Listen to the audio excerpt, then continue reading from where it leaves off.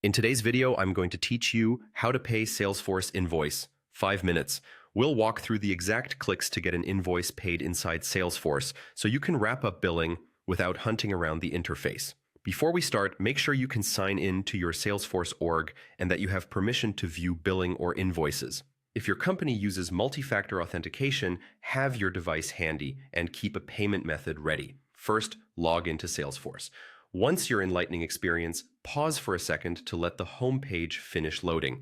If you land in Salesforce Classic, switch to Lightning from the Profile menu so the screens match what you see here. Next, open the App Launcher. This is the waffle icon in the upper left corner. Click it to reveal the available apps and items. There's a search box at the top. Type invoices to jump straight to the billing area. If you don't see it right away, try searching for billing or check with your admin to confirm your access. Now, locate and click invoices. This takes you to the list view of all invoice records you can see. Use the list view dropdown to pick a helpful view such as all or open. You can also use the search field to find a specific invoice by number. Look at the columns for status, amount, and due date so you pick the correct one. Choose the invoice number you want to settle. Clicking the invoice opens its record page. Review the invoice details, including the balance due, currency, and any notes.